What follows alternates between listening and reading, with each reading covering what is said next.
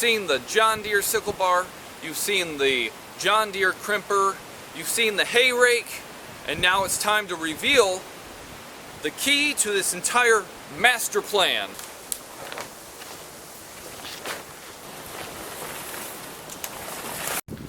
Alright, so this is a John Deere 14T baler.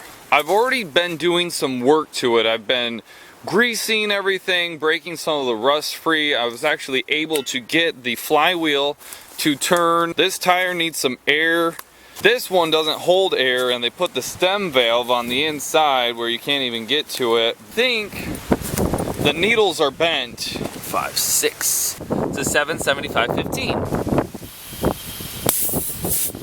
It's pretty simple enough. It sets on a single axle. It's just got the 6 bolts. Oh yeah.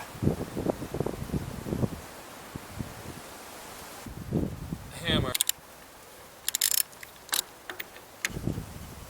So that's pretty cool.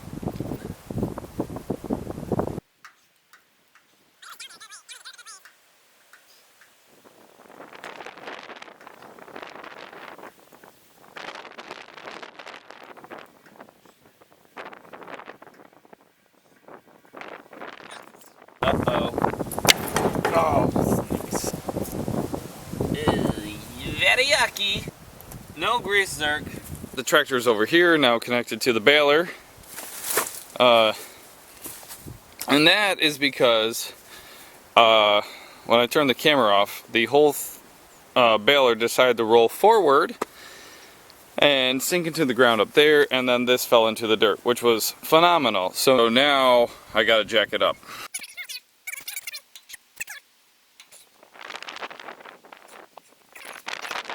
If this thing falls down again, I might just have to be done for the day.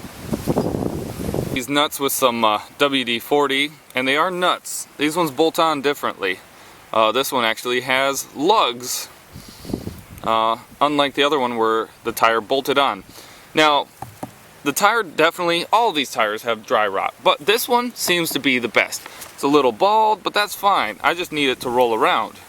But I pushed on the stem valve, and it still had pressure. It still looks like it has air in it.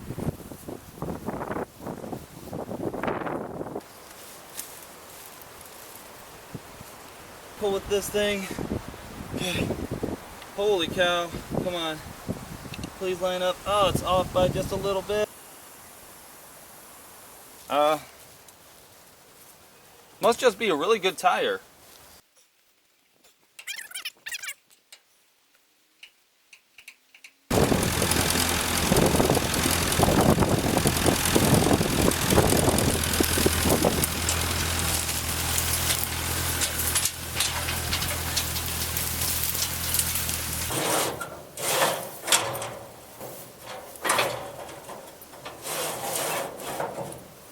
And this thing decided to drop down. Oh, it does have a grease zerk. Well, is that prevented? Okay.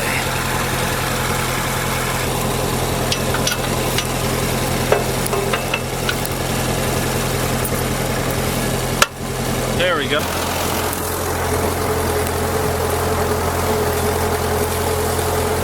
Back over to my place. I've just taken some time and kind of this little key lock adjusted, so now that functions. I gotta take my wire brush and brush all the rust out of there because I can't slide it onto that. I did, however, find out that this adjusts free. I haven't been able to free this one up yet to see if the tractor can even turn this thing. It has a slip clutch here, so if it's not going to work, it's not going to work. Actually, I think that's more or less if this has momentum, it's not going to keep turning your PTO. The driver later. Okay, get that grease on there. This pin or this key was got it cleaned up.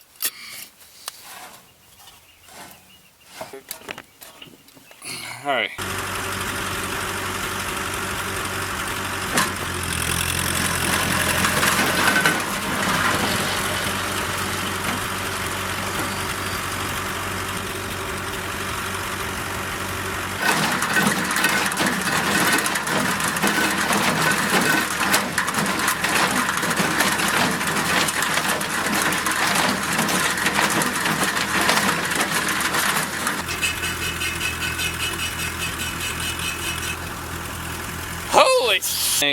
This kept on free spinning. Now when I was turning that by hand, that was not doing that. Go through, and it's right here.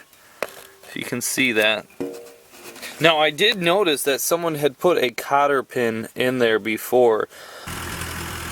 I guess that's a success. It runs. Like I said, not gonna trip the baler or the knotter, I should say. I'm not gonna trip the knotter until I get those other final parts. Like this has a little flywheel. Actually, it could just attach right there. It could just be like a little arm that I made there. I'm gonna have to figure out what I'm gonna do here, because this can't stay like this. So that's where we're at with this. It's starting to rain. I'm gonna have to take some videos of what the needles are doing. Got a 2-inch long, 1/4 inch shear pin in there with 2 flat washers, 1/4 inch flat washers. The thing we'll be diving into is this disc, or whatever you want to call it, has some play in it, and I don't think it's supposed to be like that. Leave it in the comments below, although I'm going to have to pull my temporary nail cotter pin out, slide this entire thing over, which is, it's only held in by this bolt. Slide this over, see if I can slide this over and check the key. I believe there's a 1/4 inch key, much like this one. You can see this slot right here. That's where a key would go to keep that in place. I wonder if maybe this key is wore out, and if the simple fix would be sliding this all over, getting that key out, putting a new key in. Very important. You keep track of the amount of shims. Looks like someone had some extra ones in there just in case, which is not a bad idea. Saying this can smoothly move up like that. And actually what I'm going to do is I'm going to just wiggle this off to the side as much as I can. I'll put that. This is where we're missing our, I don't know what you would call it. I'm not super familiar with all the parts and pieces and what they're called. I'm just here. Yeah, see, I don't think that I'm spraying this with WD-40, and I'm just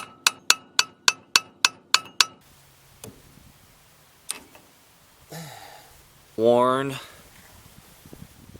But man, that just wanted to do a little close up here. So that slot is where the key comes out of, and I could tell it was already loose.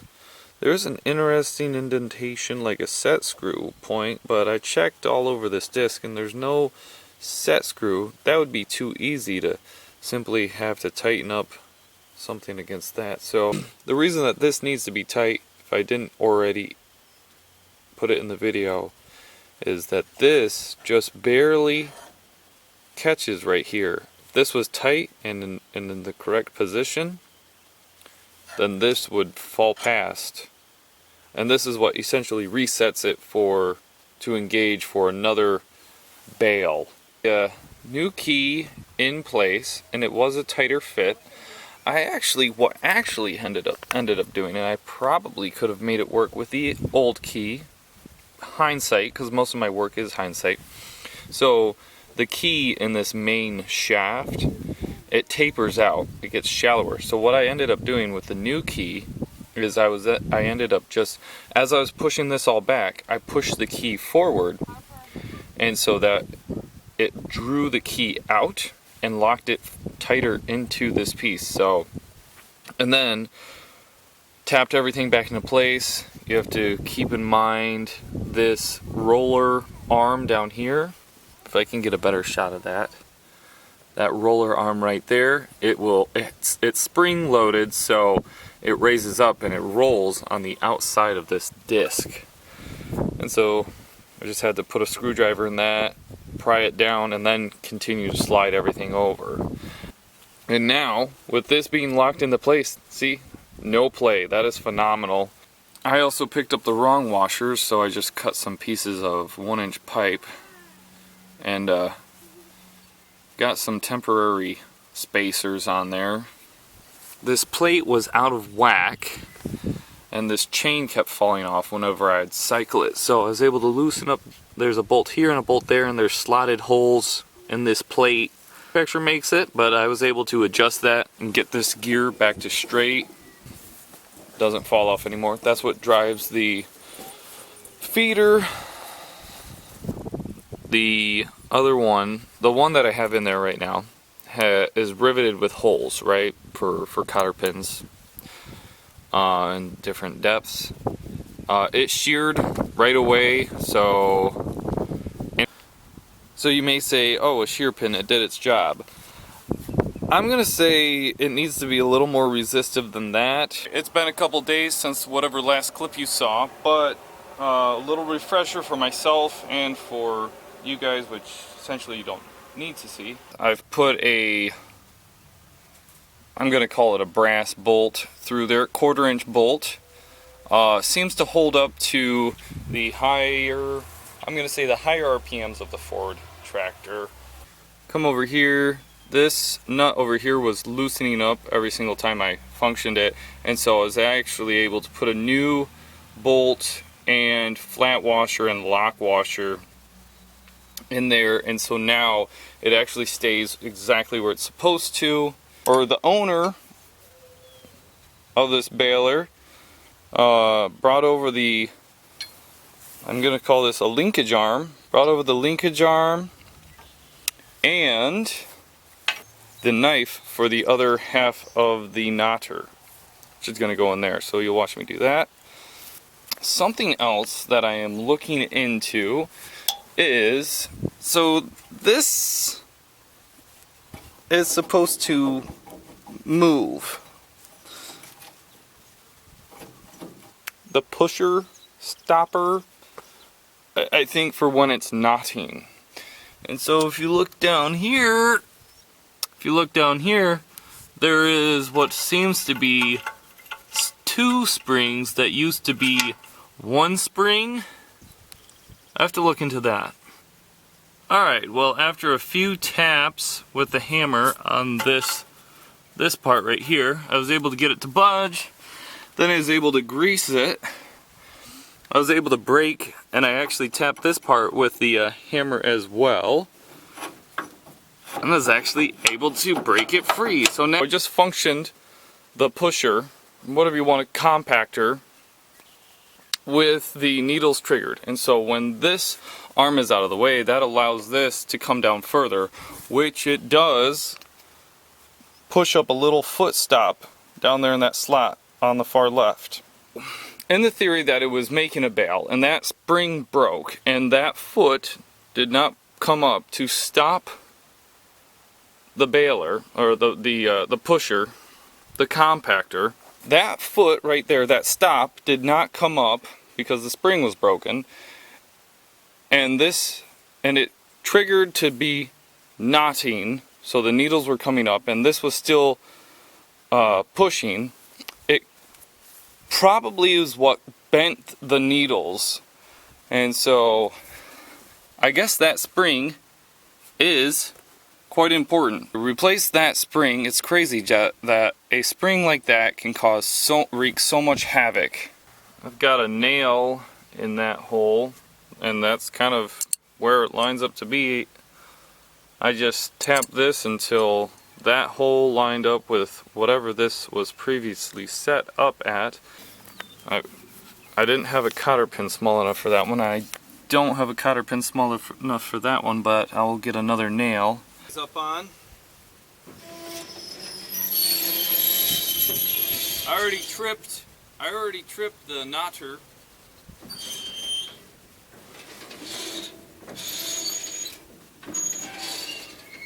At least I think I did.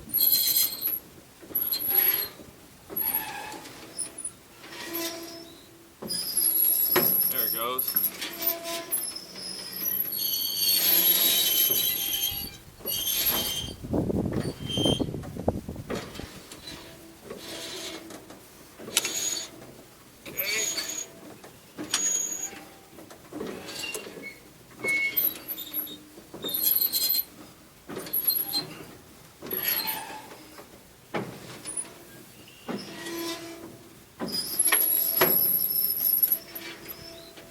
I believe this is a 1/2 inch, but don't quote me on that. This is what, it makes the knot, and then it slides it over. Alright, now we want to take that out. Pay attention to the amount of shims that you have in there. Over, roger, vector.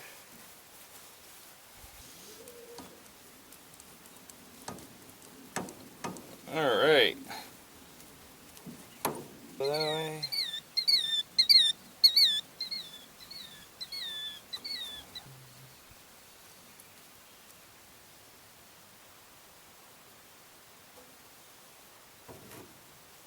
Alright, so you see this knife edge right here.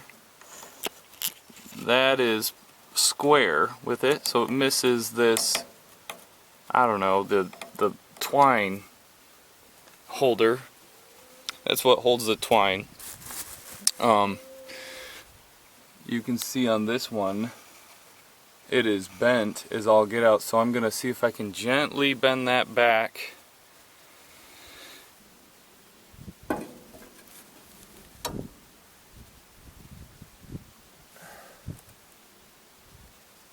So the reason he had this off was because the needle was bent, and so when the needle came up and this tried to function, it bent this way out of whack, as you can see.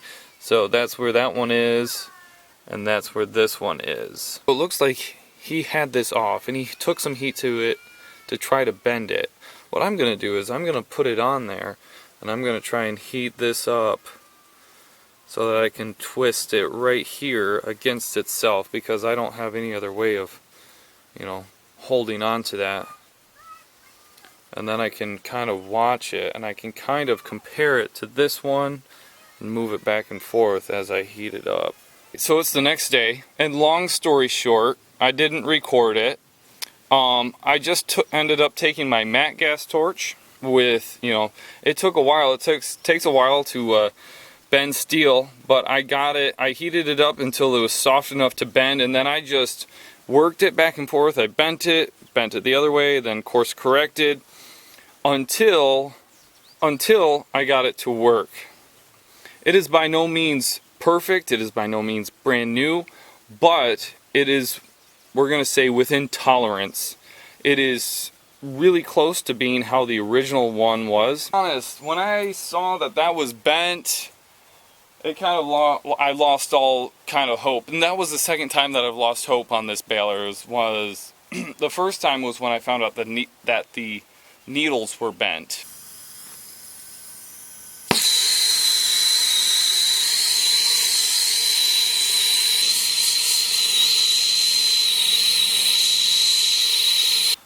All right, so there's the spring for the plunger stopper. Got that installed. And actually what I did here was the plunger was just barely missing the stopper. It was working when I turned it by hand. But so what I did was I adjusted this arm. I broke this lock nut loose, spun this out a couple turns. You can actually kind of see I spun it out about 1/4 inch, which actually corrected it pretty well. That minor adjustment brought the needles up a little bit sooner, which actuated this arm, which brought that stopper down, and makes it clear it a lot better. You can actually kind of see everything in there here. Just gonna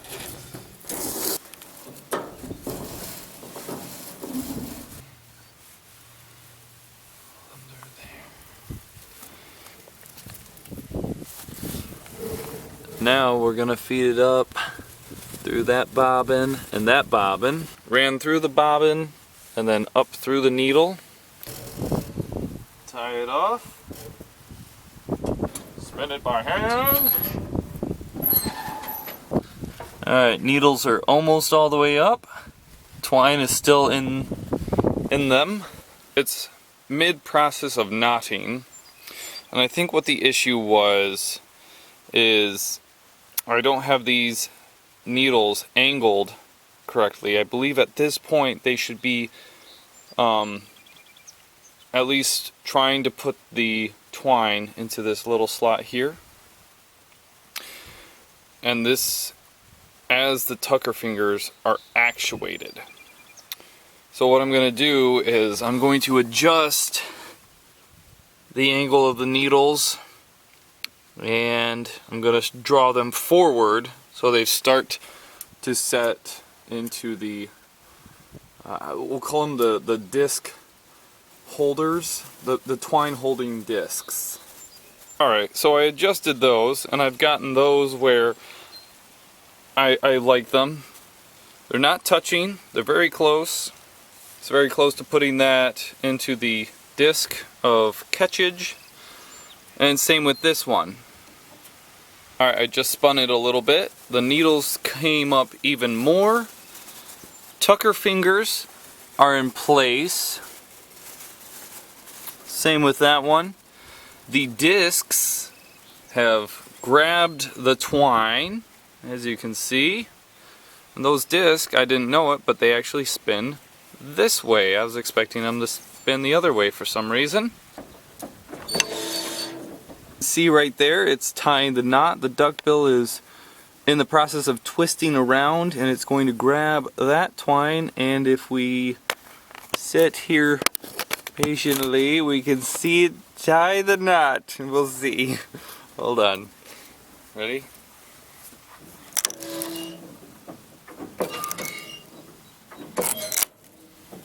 Did the knife cut? Kind of. I might have to fix that a little bit. Oh look, yeah, you can see. Did it do the same thing over there? It did do the same thing over there. Alright, we are so close to baling hay. I just nudged this knife into place because there was just one string on the twine that wasn't cut. Alright, a couple things. It's been quite a bit of time. I hayed that entire area and raked it into rows, and then the next day was going to rain, so I was baling. Gave the baler a whirl, and long story short, I was able to get this side, the left-hand side, to knot every single time. And what I learned over that day was what has to happen is the twine has to be set in this spot at the right time. The needles need to be timed correctly. They need to be at the right angle. I finally managed to do that to where it's laying the twine in here in this slot in the twine discs. What was causing this one to not knot initially was this tucker finger arm is obviously bent, and so this is my little temporary to at least get somewhere to make some more progress. I just wrapped a crap load of duct tape on this arm to get the spacing between this and the tucker finger actuator. You can see there is we'll say the number 1 string. The needles will bring up the number 2 string, which is going to be caught in the disc, which starts your number 3rd for the next bale. So if you can envision 2 strings laying across this duckbill as it's spinning, if it is not in the disc correctly, the strings land too high and they get wrapped around the duckbill, and then it's no good.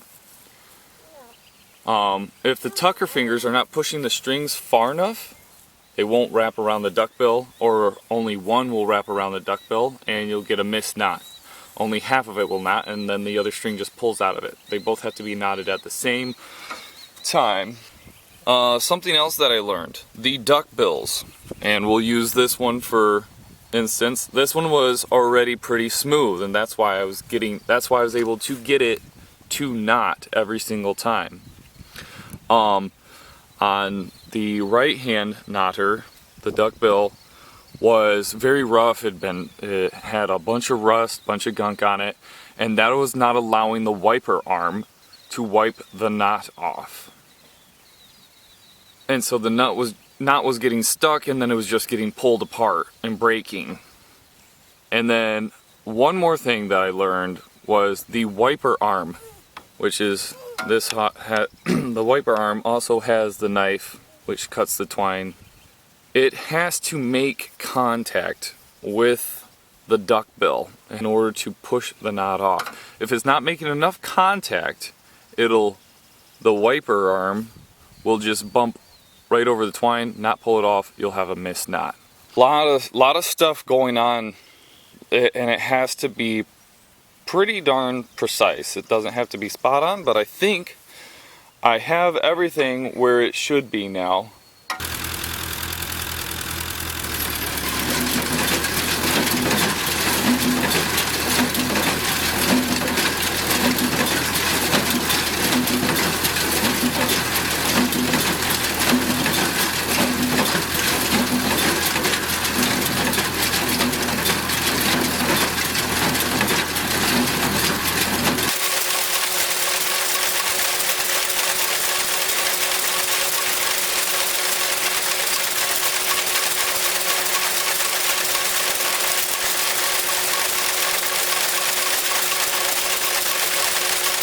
Alright, because of where this was, I couldn't turn this while I was messing around with it, so it was already halfway through the baling cycle. So we got this short little bale, but as you can see, it tied both sides.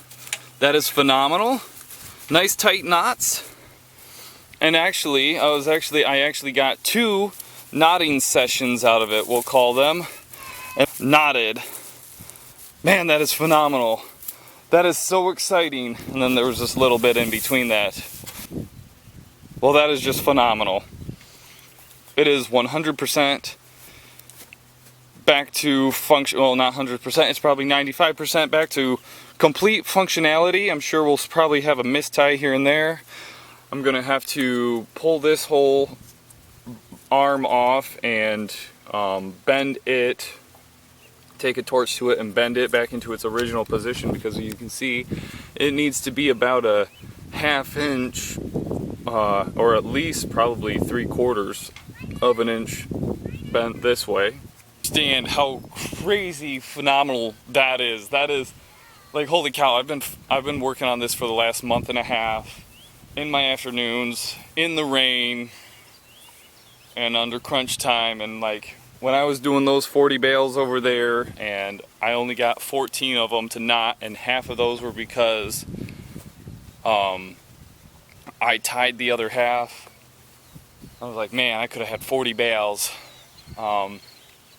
So that is crazy. If you want a more in-depth video, and I'm thinking about it because this video obviously has been so over the place with a whole bunch of different things.